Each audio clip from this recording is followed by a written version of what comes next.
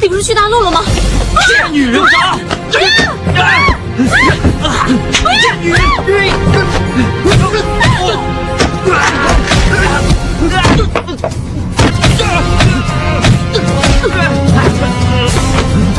你够你男人！够你男人！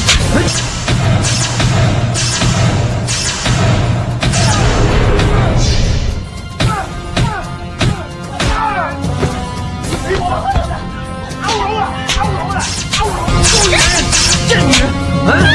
贱女人！小兵！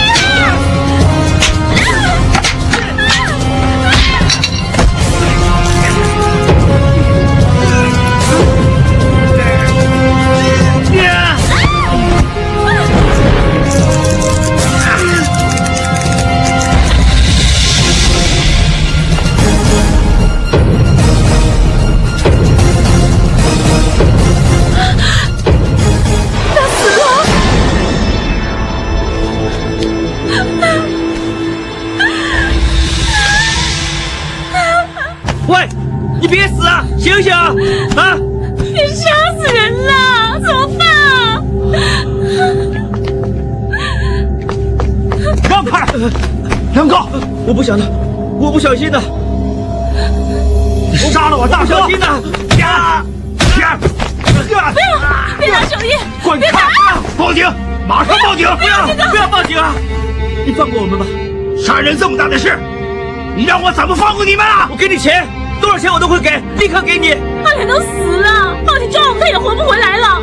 不如你放我们一条生路，以后守夜都听你的，什么都帮你做，是不是？快说啊！是，以后你叫我干什么我都会干。你要记住，记住你今天说过什么。我知道。那梁哥的尸体怎么办？找个地方埋了他。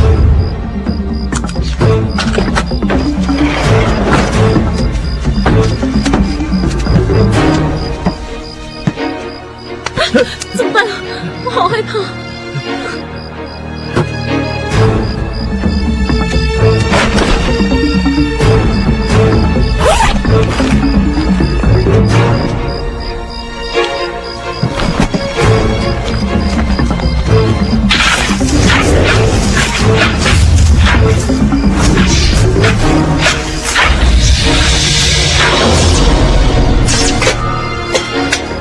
还愣着干什么？不是让我帮你吗？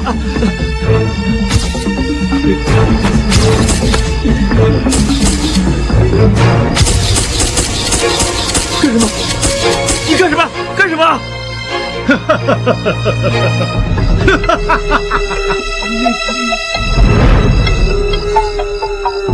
你那个老公一定是假死的，你怎么骗那傻瓜？骗不到你啊！我这个假老公呢，天生心脏长在右边。怪不得那傻瓜听不到你假老公的心跳了。我们还用了2块人造皮包着他手腕，让那傻瓜摸不到脉搏，以为他死了。现在你那老公呢？当然是用钱打发他走了，戏已经演完了，留他干什么？说真的，我这一套怎么跟你比呀？我骗的不过是个傻瓜，你呢？骗的是亲生儿子。其实我没有想过骗自己的亲生儿子。你后悔了？我不能后悔。做我们这行不可以感情用事，不然的话输的一定是自己。如果曾永成不是在鹿茸饭店被人开枪打死，钱已经到手了，你只是功亏一篑才来帮我呢。也许这是天意，注定要我再见儿子。其实你有没有想过再认亲生儿子啊？如果要认，早就认了，何必等到现在？大哥今天找你谈什么？还不是跟荣丰铁企合作那件事，还能谈什么？那你决定了没有？二姐想立刻成事，大哥想让我做丑人，总想把难题交给我。那不是很难为你？哎，总之很麻烦了。哥哥以为我是拦路虎，其实我真的很无所谓。不过那天听学琛说，那些人呢确实有点奇怪，所以我想看清楚一点。其实你家的事呢，我不应该多嘴的。但是你说的对呀，跟人合作做生意，当然要小心一点，不怕1万，最怕万一嘛。你很少这么赞成我。总之我答应你，以后我们决定干什么之前，一定会先跟你商量。啊，对了，学琛不是给他爸租了房子吗？你今天去看过了，觉得怎么样？很好。秀贤，不要紧的，我真的没事啊。就算你跟学琛常去看宝哥，我也不会介意的。怎么说之前的？哎呀，别再提以前的事了，也别再提姚天宝这个人。要不是为了儿子，我真的不想再见他。对了，刚才学琛给我打电话，他说他爸想约我们去流浮山吃海鲜，我已经答应他了。这个家伙他又想搞什么？以前这里很多糖葱饼卖的，我记得每次带你你一定要吃糖葱饼的。不过现在想吃也吃不到，旺角还能买得到。大哥，原来你这么贪吃啊！不过现在糖葱饼没以前的好吃了。什么？真太可惜了。哎，以前这里是海味店呢，现在做酒家了，真是一切都变了。我们先去挑海鲜吧，好不好？好啊。康哥，哎，这杯我敬你的。好。康哥，真的谢谢你这么多年来帮我养大学琛和照顾秀贤，我真不知道应该怎么谢谢你。来，再喝一杯。够了，宝哥，真的够了。有一句话，我想说很久了，如果我不说出来呢，你扶着他，我会一辈子内疚的。来，坐下说，坐下。你今天已经说了很多了，秀贤，真的对不起。有件事我一直没跟你说，其实我在南非又结了婚，虽然最后是离婚收场，但是你没等我去找自己的生活是应该的，我没理由那么自私要你等我，因为我根本就没想过回来找你。现在还说这些话干什么？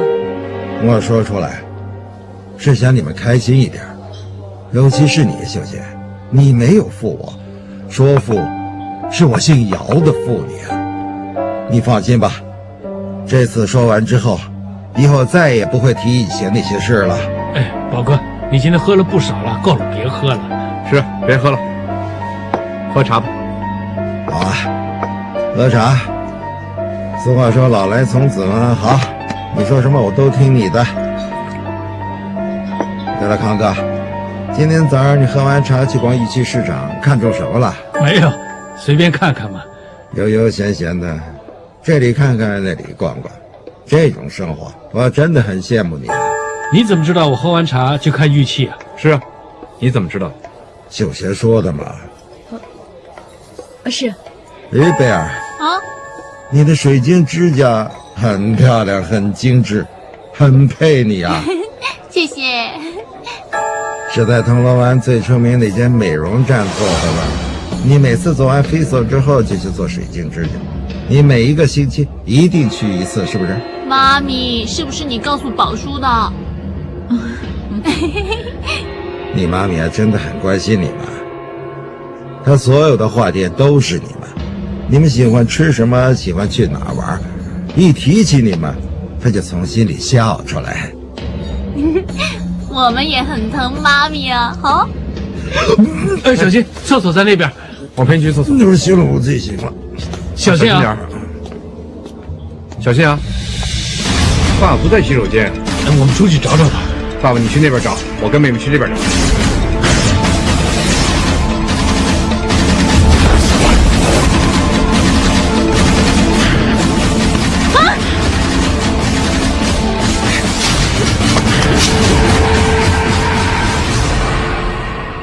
我知道你们一定会找我。你又想玩什么？你看见没有？你老公、你的儿女多紧张我，真当我是自己人呢。你根本就没罪，你是装的。你为什么对赵康和贝尔的事那么清楚？有些好东西给你看。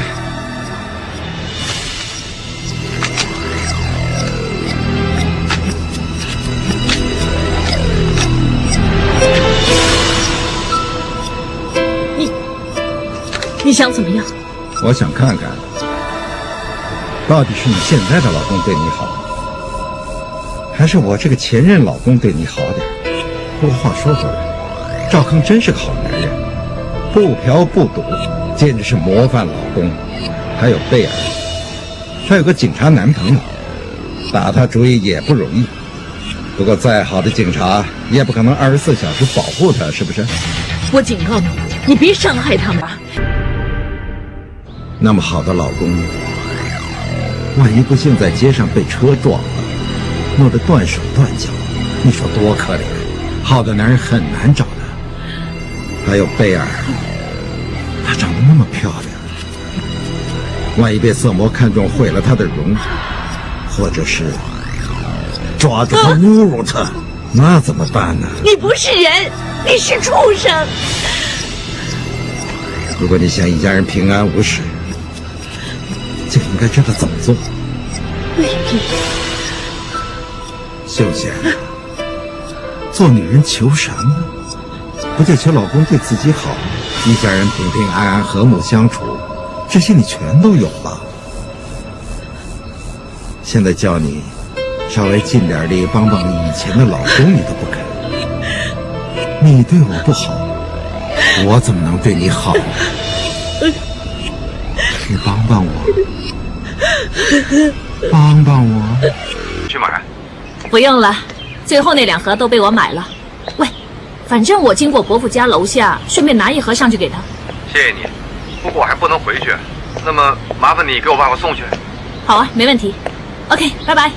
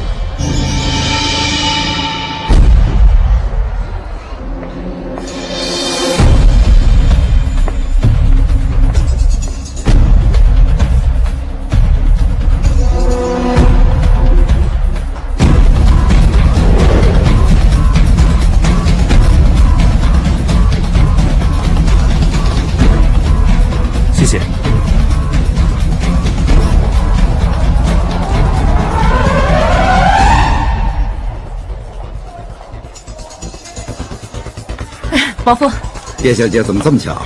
是啊，姚嫂呢？她上班去了，我对这里很熟悉，不用儿子陪了。哦，那就好了。喝不喝咖啡？不用了。不妨碍你了。走啊，拜拜。拜拜。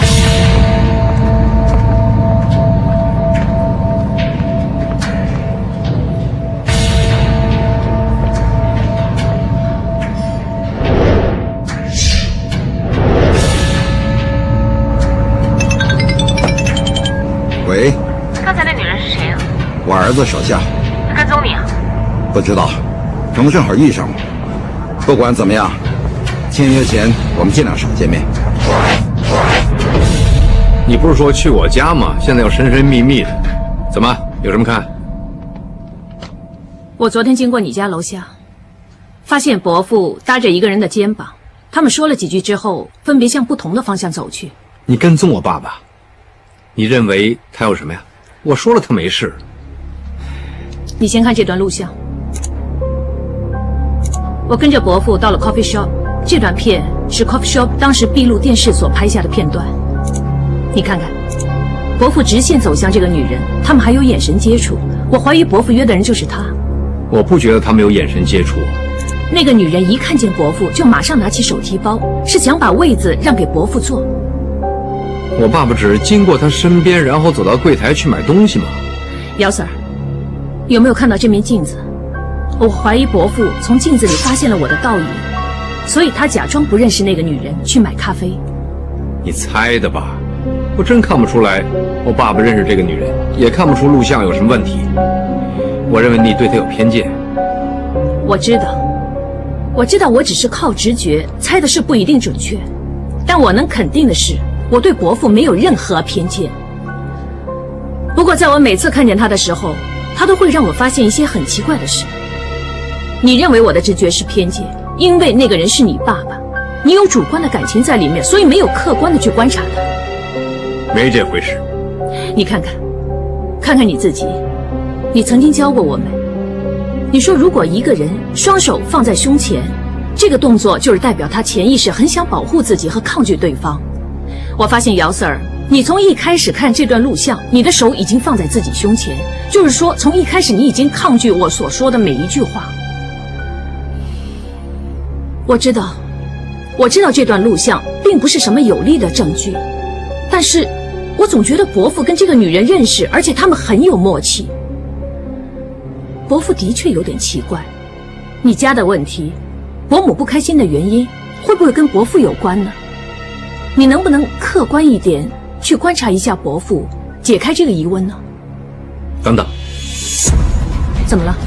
这个女人，你认识？她就是找大宏图合作的其中一个人，那个秘书。去看房子又没说买，那以后我们结婚也要买房子啊。伯母说给我首期，我也没有说要。我觉得伯母什么首期啊？你跟贝尔要结婚了吗？不是，没有啊。说清楚，说。伯母不让说。我妹妹。贝尔大哥，我问你。大哥，你不问我也想找你聊聊了。妈咪最近很奇怪啊，自从宝叔回来之后，她整个人都变了。最近她天天黏着我，怕我出事似的。大哥，妹妹，我买了蛋糕啊。贝尔，这么好来看我们，宝叔，不知道你爱不爱吃呢？这么客气，一会儿在这儿吃饭。不行哦，我要回家吃饭。嫌宝叔这儿没菜啊？不是，但是妈咪好像不太喜欢我来似的。她最近啊盯得我好紧，她说加班啊才能来看大哥的。不要紧了，我跟妹妹聊两句送她回去了，不用留她吃饭。我熬了汤盛给你们喝吧。好啊，谢谢你宝叔。来吧，小馋猫。妈最近盯得你很紧吗？是啊，像块磁铁一样吸得紧紧的。我一下班和放假呢，就叫我陪她买东西饮茶。她是不是不想你跟李贤在一起啊？哇，才不是呢！她一看见李贤陪我呢，她就主动说要回家陪爹地了，然后又问李贤：“哎呀，你是不是想买房子啊？如果是啊。”然后又问李贤：“你是不是想跟贝儿一起结婚？”哦，你那个了你。大哥，你是不是有病啊？我像那么随便的吗？妈咪啊，她一直说些奇怪的话，搞得李贤以为我有什么问题呢，好像要倒贴把我嫁给他。急死人了。妈到底发生什么事了呢？你不是说过爸爸回来之后妈整个人都变了吗？是啊，宝叔刚回来的时候妈咪撒谎隐瞒，我们能理解，但是现在宝叔已经说明他回来是不会影响我们一家的吗？不明白为什么妈咪还这么担心，心事重重，好像很多事很紧张似的。到底妈心里担心什么呢？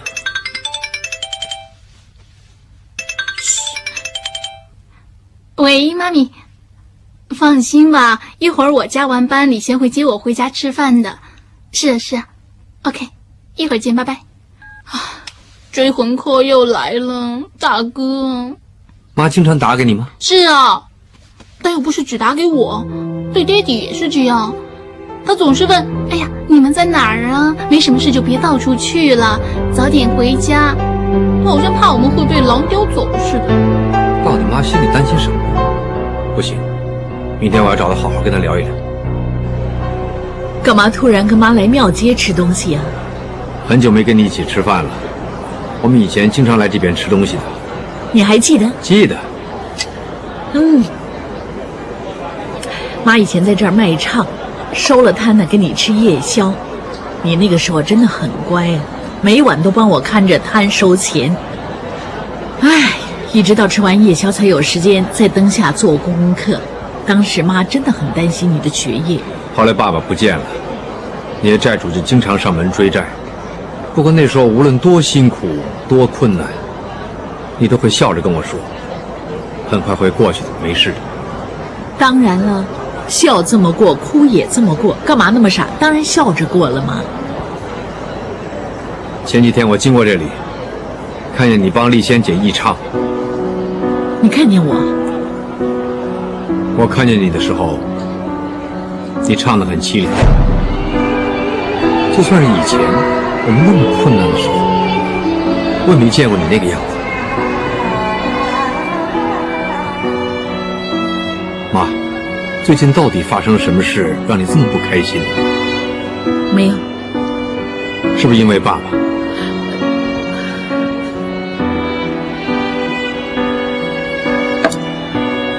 爸爸回来之后，是不是做过了些什么让你很不开心？不是，没有，没有。你不用骗我，我跟妹妹聊过，连她都看出来了。爸爸回来之后，你变得反常，你还经常黏着妹妹和他们，你到底担心什么？妈，以前家里发生这么多事，我们都能撑过去，有什么事你不能跟我说？不能说，你别问了。妈，以前可以解决的事情，现在一样仍然可以解决的，你说啊。儿子，妈真的有事想跟你说。你对你爸爸的了解真的太少了，他不是你想象中那么简单的。他……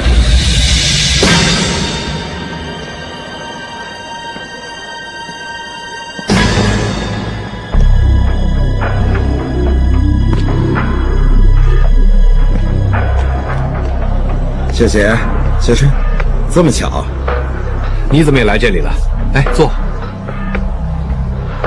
你说不回来吃饭吗？我觉得有点闷，就来这里逛逛，看庙街变成什么样。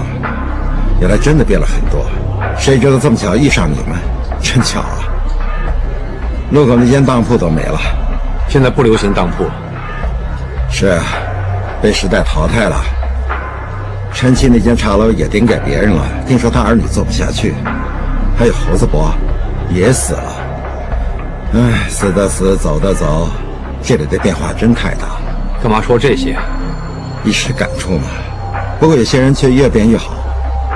就拿秀贤你来说，有个这么好的家，康哥又那么疼你，学生又能干又孝顺，还有个女儿又漂亮又听话，说起来我就替你开心。你说还有什么所求呢？我无所求了。要我说，幸福不是必然的，所以一定要懂得珍惜，不然的话，老天不会放过你的，说不定有一天会拿走你的一切。我有点不舒服，想先走了。你没事吧？哦，没什么。我送你回去。嗯。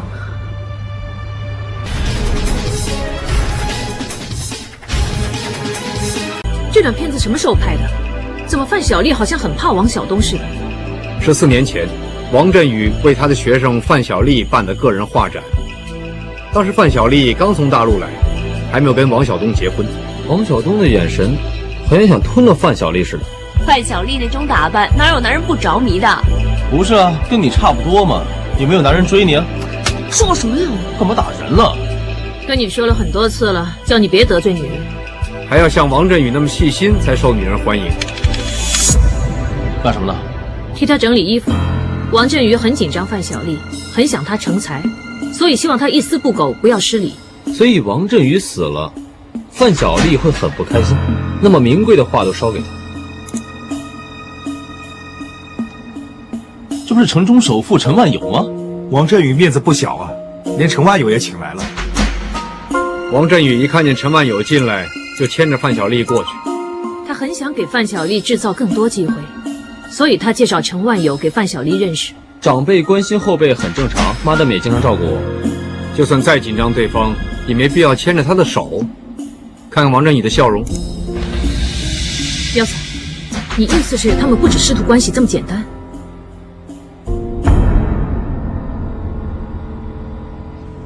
两位请慢用。谢谢。王小姐，我们这次再来是想多了解一些你大哥和大嫂之间的关系。跟我爸的死有什么关系啊？任何线索都对我们有帮助，希望你合作。好啊，随便问。我们想知道你大哥和大嫂结婚多久？大概4年左右吧。当时他们拍拖了多久啊？能有多久啊？那时候那个女人跟爸爸刚来，大哥已经对她着迷了。没多久，爸爸就顺水推舟撮合他们了。那你大哥之前的感情生活怎么样？哼，他有什么感情生活？我大哥那个人一辈子都是这么胆小怕事，哪会有女人看上他？我想要不是爸爸，他们两个可能结不了婚。我们看过一些资料，你大哥结婚那天请了不少人啊。是啊，说到底还不是我爸爸的面子。我大哥这个人没钱又没朋友，但是他结婚那天不知道多热闹，不但在6星级酒店办，还有很多有钱人抢着上前恭喜他。其实这一切全是因为我爸爸。你妒忌啊？一提到这件事，你好像很不开心。是啊，他为爸爸做过什么呀？但是爸爸把所有东西都留给他，连老婆都帮他娶了。是不是因为他有躁郁症，所以交不到女朋友？我怎么知道啊？就算是他没有这个病，以他那种性格，能娶到那么漂亮的老婆，算他走运了，是吧？他们结婚之后关系怎么样？我大哥当然很疼他了，这也难怪啊。没多久他已经生下个儿子了。你大嫂呢？对你大哥又怎么样？我又不是他，我怎么知道？你是不是认为以他那种条件，根本不可能嫁给你大哥？就是啊，像她那种漂亮的女孩子，不可能会答应嫁给我大哥这种人吧？难道真喜欢他？哼，躁郁症。曾永成真是害人害己。我问了他3个客户，找他投资的人呢，全都赔得一塌糊涂，血本无归。最后呢，不是要卖楼就是破产。是不是因为他害得人家投资破产，所以被人杀死的？辛辛苦苦存点血汗钱，一次被他骗光了，什么事都有可能。哎呀，小心madam，没事吧？行。你们闻到没有啊？这里很臭啊！臭了很久了。madam， 58这里。哎，这个卢志辉，他找曾永成投资之前也是个大老板，在东莞有间工厂，请了1000多个员工，现在弄得住在这里，真是可怜。我们是西九龙重案组，请问卢志辉先生在不在？重案组？什么事？卢先生是吧？有关鹿荣饭店曾永成被杀一案，我们有点事想问你。进来吧。你们想问什么？我们想问你，是不是曾经找曾永成的公司帮你投资？是啊。那又怎么样？循例问问，结果怎么样？结果你也看见了，所有钱都输光了，我连东莞的工厂也没了，还欠了一身的债啊！你一定非常恨他了。如果你的钱被骗光，你恨不恨他？刘先生，你是不是曾经去曾永成那间公司闹过啊？当时吵得很厉害，后来曾永成还叫保安赶你走。我去找他讲理，有什么不对啊？不止我哎，很多人都被他骗过。所有把钱放在他公司的人，都去他公司找过他，有的闹到警局，有的还动手打他。我碰都没碰过他，我只是骂他而已。我老公是去找过曾永成，不过那是几个月之前的事。后来，我老公没再找过他了。真的没找过他？没有。那么3天前，大约下午3点20分左右，就是曾永成被枪杀的时候，你在哪里？你们不是怀疑我老公吧？我老公他不会杀人的。我是想了解清楚一点，卢先生。我去钓鱼了。钓鱼？那天不是假期，你不用上班吗？我还上什么班呢？我破产之后还没找到工作啊！现在我是靠我老婆养我。够了啊！你们问完了没有？老公，你别这样啊！卢先生，你去哪里钓鱼啊？一个人钓还是跟朋友一起啊？我一进来就看见你右手放进口袋，怎么了？右手不能见人？我不知道你说什么。喂，你干什么？老公，怎么了？你能不能解释一下右手手指上的伤啊？解释不了，我替你解释吧。因为你不会开枪，所以开枪的时候用力扣着扳机，开枪的时候弄伤的，是不是？卢先生，请你跟我们回警局协助调查。好啊，我换件衣服再跟你们走。老公啊！放心，没事的。我陪你进去。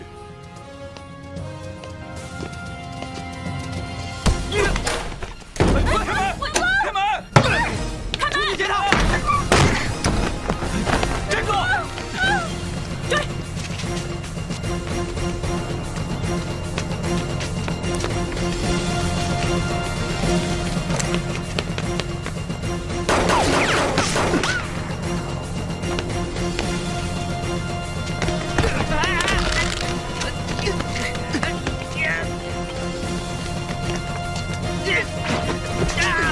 放开我！别动！放开我！我打死你们这些警察！你什么时候发现他有问题？当你问他有没有去过曾永成公司，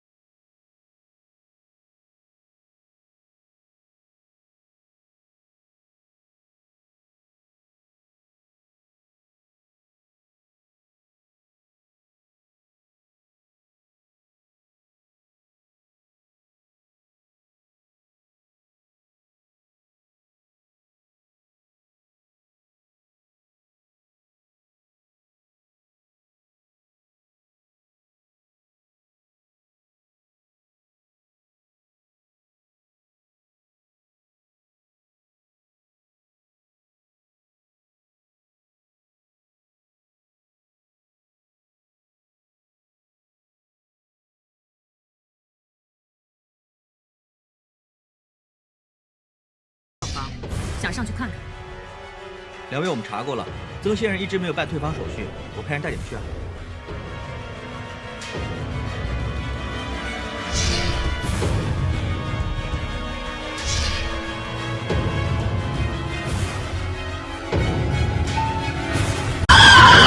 停车！停车！停车！停车！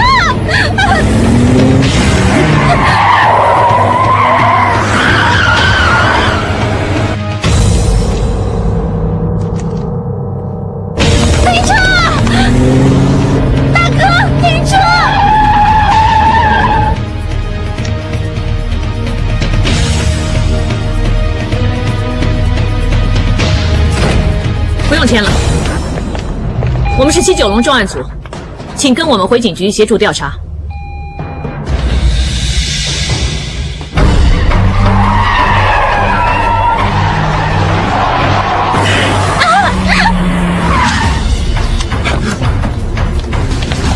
贝尔，大哥！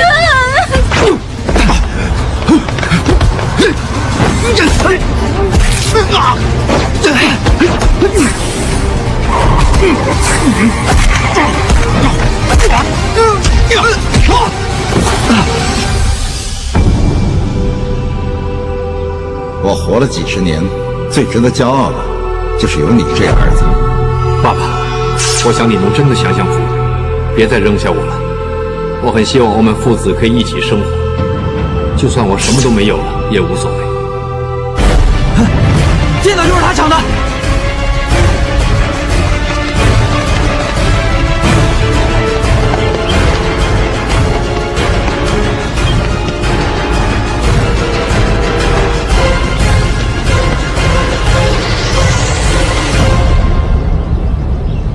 你是不是一定要亲手送爸爸去坐牢？你是不是想逼死爸爸？我宁愿死也不坐牢。你看自己的命比什么都重要，你怎么会死呢？你要死，20多年前已经死了。你今天站在这里，是因为你从来没有想过要死。你太自私了，你竟然为了自己利用我做你的目击证人，让我内疚了20多年。我是你儿子，你这么做，你知不知道你伤害我多大？雪琛，人是求生，不是求死。爸爸这么做是要躲开仇家，难道你想看着爸爸被人砍死吗？我太笨了，我一直没想过你会这么对自己的儿子。你什么时候开始怀疑爸爸？我从来没有怀疑过你，我怎么会怀疑我的亲生爸爸呢？我也从来没想过你竟然会出卖自己的儿子。直到展婷跟我说，觉得你有点奇怪，我才开始怀疑。我进你的房间看，你衣服都没有，你根本没打算在这儿常住。我接着开始试你，我跟你说，公园里有一些学生打架，你竟然能接得上话。那些学生打架，我还不快点走吗？打架的是吸毒的，不是学生啊！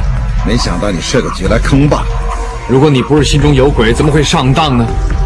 当然，凭一个谎话不能证明到什么。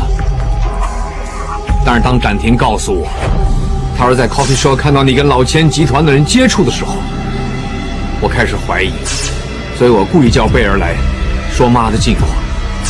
妈经常打给你吗？是啊，他又不是只打给我，对爹地也是这样。他总是问你们在哪儿啊，没什么事就别到处去了。开始我还误会了妈，以为他怕你回来，会影响我们一家人的关系。但是后来，我发现事情并不简单。于是我特意引你出来。我妈一看见你为什么那么害怕，唯一能解释的，就是你在威胁着她，甚至威胁她家人的人身安全，她才会有这种反应。我妈说的对，我对你了解实在太少了。就算在这一刻，我根本不知道你到底什么人，只能想到你回来见我只是想骗大宏图的钱。我根本很难相信，为什么你能一次又一次地骗自己的儿子。我曾经以为，只要你肯听我的话，肯接受我的支票，重新做人，我会劝你去自首。原来我这种想法只不过是一厢情愿。爸爸跟其他人一样，就是想多赚点钱，日子过得好一点，这有什么不对？何况已经走到这一步，我不可能半途而废。所以你就选择放弃亲情。爸爸当初真的不想插一腿做成家这件事，但是曾永成被人打死，我本来想从他的电脑里拿到他银行密码，没想到遇到你的同事，我功亏一篑，只好打大宏图的主意了。我想拜托你，请你老公点头签约而已。我是不会帮你的。做人不要忘本，不要绝情，不然我把你的丑事抖了出来，你也没好日子过。我没想到你竟然这么聪明，看穿我整个局。其实我看不透的，我以为亲情可以让你软化，但是你始终没有放过大宏图。于是，我利用妈的手机发短讯给你。早上，我特地令他们迟到签约，目的是让你心急。一个人越心急，就越容易出错。没想到我姚天宝会栽在自己儿子手上。我想问你一件事：那天你收我支票的时候，有没有想过收手？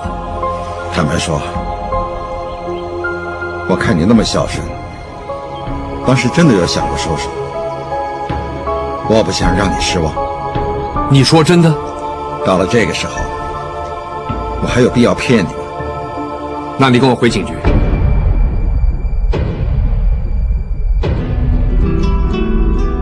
你真要抓爸爸坐牢？是。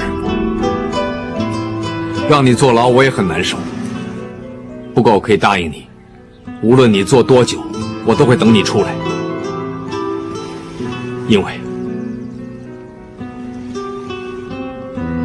你是我的亲生爸爸。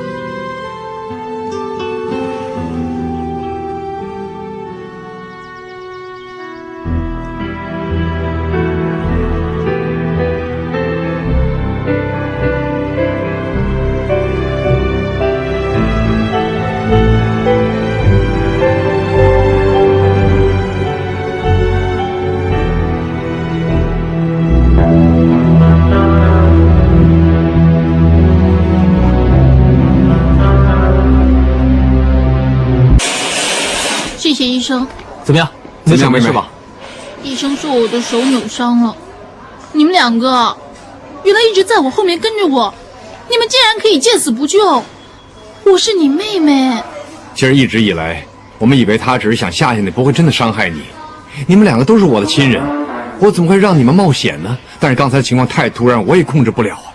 你为什么不能早点告诉我呢？这件事呢，越少人知道越好，免得打草惊蛇。对不起啊，妹妹。读到你的心了，别用手遮着脸了，知道你也觉得没脸见人了。就是你不生我的气了吧？原谅你这一次，再有下次，我真的跟你翻脸，要告诉你。怎么会有下一次呢？谁知道？好了，没事了。宝叔呢？他真的是老千吗？他回来是不是真的打算骗我们家的钱呢？他现在怎么样了？抓回警局了，暂停再给他录口供。大哥，我知道你现在很不开心，但是你真的不用担心我没什么事了。你不如回警局看看有什么可以帮宝叔的吧。OK， 那我先回去，你好好休息啊。李贤看着他。OK， 拜拜。拜拜，姚总。怎么样？你的手还痛不痛啊？当然痛了。大哥的账我不跟他算，我得跟你算。你怎么可以看着我被人挟持，什么都不做，什么都不理，一点都不关心我？为什么 ？Sorry， 我很关心你的，我多想刚才被挟持的那个是我想冲下去救你，不过你大哥不让。你还怪我大哥？我不管，总之你现在说什么都没用。我知道我现在手好痛，我只记得，当我有生命危险的时候，你就不出现，什么都不理。你大哥是我上司吗？他说话我一定要听的。其实全都怪你啊！就你早嫁给我了，嫁给我你就是我老婆，那我跟你大哥平起平坐，我变成他妹夫了，是不是？那我救你就天经地义，他就不会拦着了，是不是？油嘴滑舌。这样会不会开心一点啊？不会啊。不会吗？不会那亲亲应该会好一点，是不是？不要不要不要！哎，我以为你们守夜多了不起，在大陆认识了什么开煤矿的有钱富豪，原来是老千。这一次啊，被你们守夜啊害死我们了。我们守夜也是受害人，他也被人骗，人家设局坑他有什么办法？秀贤那个前夫啊，没想到他又跑回来再骗我们一次。小康，听警察说，姚天宝跟老钱是一伙的，这件事到底怎么样？你一定要给我交代。秀贤呐，当年呢我听你说过，你说你老公死了，我才放心让我弟弟娶你。谁知道现在突然之间，你老公又活生生的回来，还是个老千，你怎么搞的？你太离谱了！我现在就要问你啊，你知不知道你前夫回来是为了骗我们的钱呢？你要不知道呢，就跟大哥说。妈咪啊，又不关你的事，告诉他们。你看他不说话就是承认了。哎呀，你别吓我呀！我们陈家哪儿对不起你了？帮你养大了儿子，又让你成了一个家，你还要串通前夫来骗我们的钱，你到底是不是人呐？还不止啊！那姚天宝是学琛的亲生爸爸，说不定学琛也有份呢。不关大哥的事啊，是大哥亲手抓宝书的，根本就不关学琛的事。你们别乱想，他什么都不知道，什么都不知道。爸，守夜，你回来了，警察有没有难为你啊？妈，我没事，那些老千都抓了。哎呀，太好了，真是万幸，总算保住了钱。哎呀，日防夜防，家贼难防啊！哎呀，怎么会想到啊？人家是全家总动员来坑我们呢。学琛，你不是会读心，专门看人的心吗？看没看到你爸爸存心来骗我们呢？警察是你们，贼也是你们。你怎么做警察的？快问问你妈吧，她知不知道那姚天宝回来是骗我们大宏图的？如果她知道，你就应该抓你妈呀！是啊，对呀，妈咪呀，你快告诉他们，你不知道，快告诉他们！你说呀，妈不说话就知道了，你知不知道啊？你说啊！我知道，其实我早就知道，天宝这次回来是要骗你们。啊？你真知道啊？不过不关学琛的事，他什么都不知道，他真的什么都不知道，一切都是我的错，我不对，对不起，我对不起你们陈家，对不起。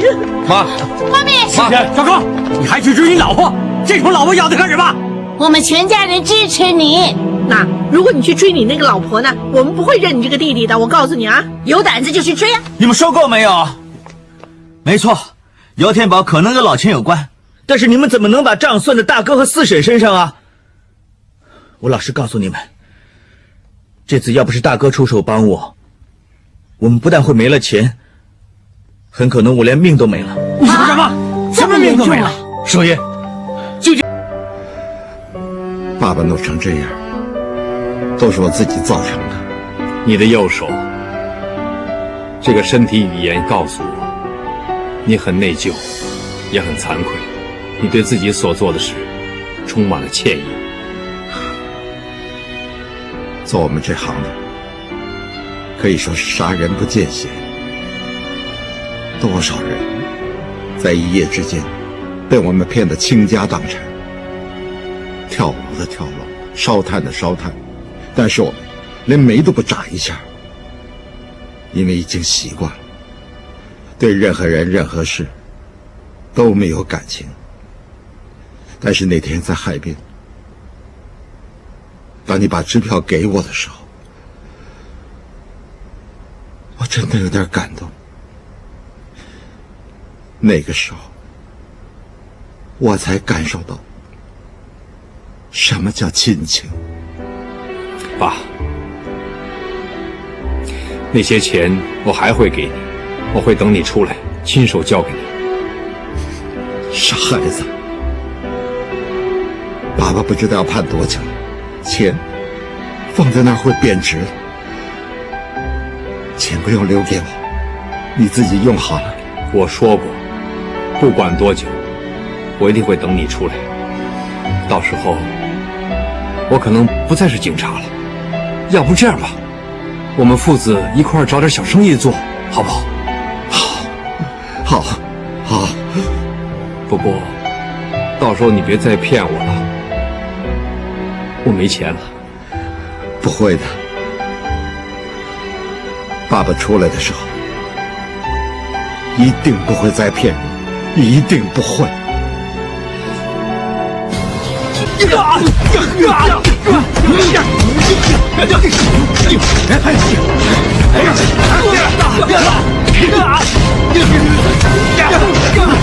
警察，住手！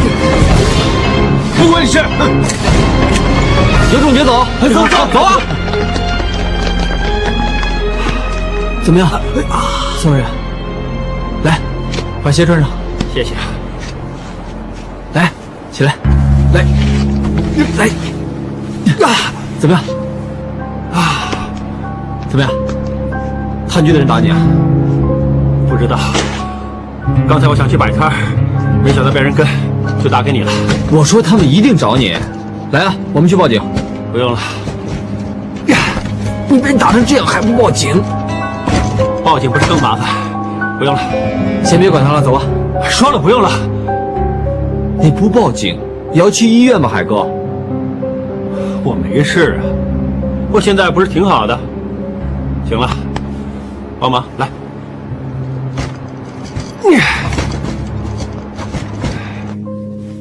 叫你去医院你不去，叫你报警你也不肯。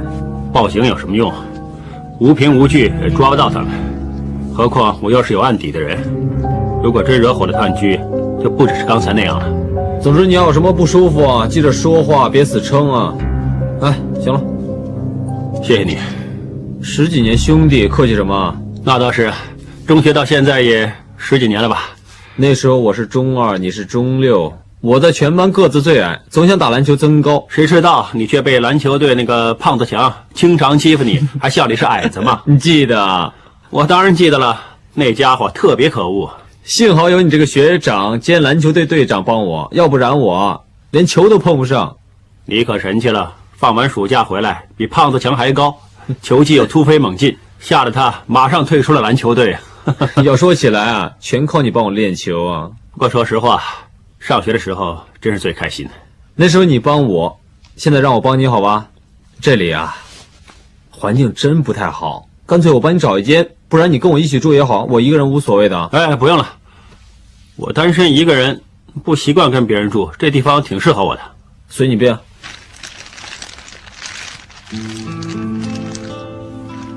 喂，她就是嫂子。是，就是她。她到底怎么死的？这么多年兄弟，有什么不能说的？是我不好，要不是我一时贪心，她就不会死。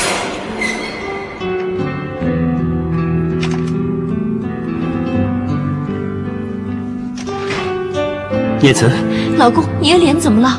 你被人打啊？没事，我自己不小心一不留神滚下了楼梯。你一个人在里面要好好照顾自己，怎么会这么不小心啊？放心，我没事。你的肚子？我生了，是个女儿。是吗？生了个女儿啊？嗯，好。你好好想想她叫什么名字，下次来的时候告诉我哦。好，下次来的时候。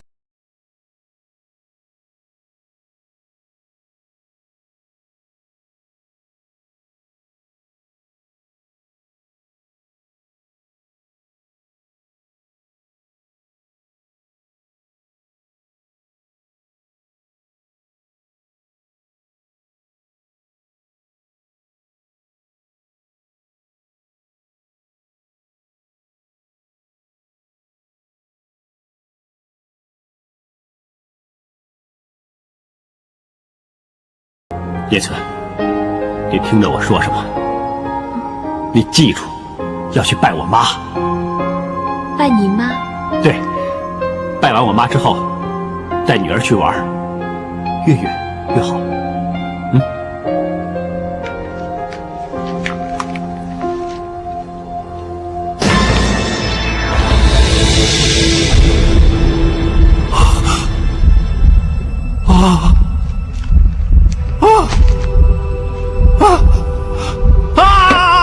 小男孩，冷静点！你干什么？冷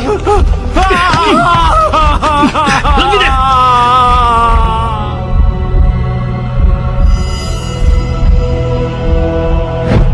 念慈死了之后，佳佳就跟着她外婆。其实我一直很想认回自己的女儿，但是全都怪自己不好。我要不是贪那400万，她就不会死。知不知道谁做的？我也很想知道。探局跟太子一直很想拿回那笔钱，念慈的死一定跟他们有关。谁拿了那笔钱，谁就是杀死念慈的凶手。我知道嫂子的死对你打击很大，但你千万别打算报仇，知不知道？我怎么会报仇呢？是我不好才害死了念慈，其实我自己也很内疚，我不想再出什么差错了。那就好了，我只想知道谁是杀死念慈的凶手，然后抓他坐牢，还念慈一个公道。放心吧，这些交给我。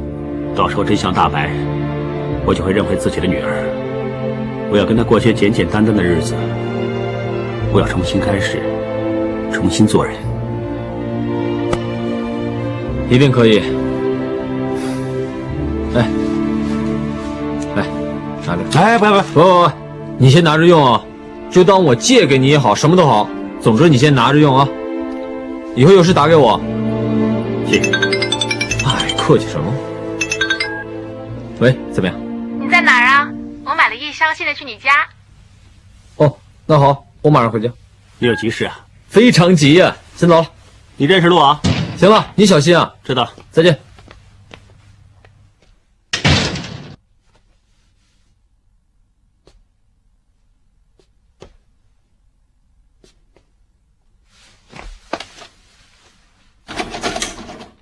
我快要出生了，我快要出生了，我以后……